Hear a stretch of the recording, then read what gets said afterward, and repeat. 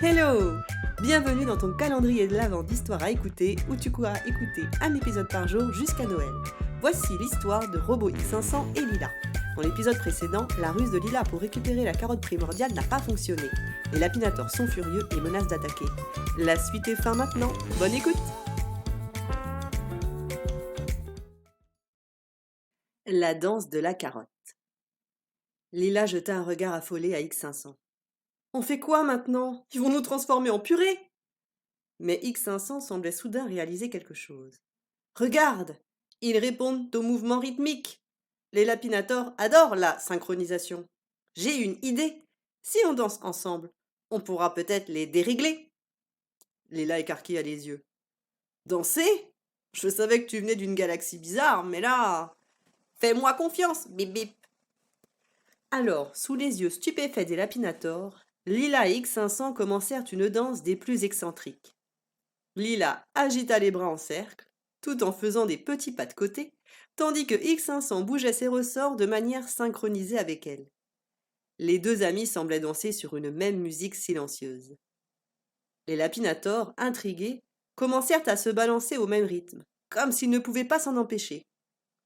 Au bout d'un moment, leurs yeux clignotèrent de façon aléatoire, leurs oreilles tournèrent dans tous les sens, leur bip-bip devenait de plus en plus irrégulier, ils se détraquaient. Lila, s'amusant de plus en plus, ajouta des pas de danse extravagants, tournoyants et sautillants. Les lapinators essayèrent de suivre, mais ils finirent par se heurter les uns aux autres dans un chaos métallique. Finalement, un énorme crac retentit, et la barrière lumineuse autour de la carotte primordiale s'effondra dans un crépitement. « Ça a marché !» cria Lila encore essoufflée. X500 se précipita vers la carotte et en recueillit l'énergie, la transformant en une douce lumière qui neutralisa tous les lapinators. Les robots lapins s'immobilisèrent, leurs yeux rouges s'éteignant lentement.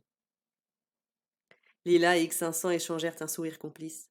« Belle danse, bip bip !» s'exclama X500. Lila éclata de rire. « Merci! À toi aussi, tu as des pas incroyables pour un tas de ferraille. » Ils quittèrent la place, la carotte primordiale désormais sécurisée, et revinrent vers la maison de Lila. Robo X500 et Lila se dirent au revoir, et X500 repartit sur sa planète.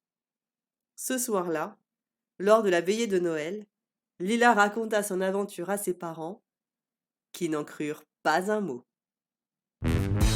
C'est fini pour aujourd'hui, mais ne t'inquiète pas, une nouvelle histoire commence au prochain épisode. Pour être informé de l'arrivée d'un nouvel épisode, demande à tes parents de s'abonner à ce podcast ou de nous suivre sur Instagram où une surprise t'attend. Le lien est dans la description. Et de mettre 5 étoiles à ce podcast afin que d'autres enfants puissent découvrir ces extraordinaires histoires. Merci pour ton écoute et au prochain épisode.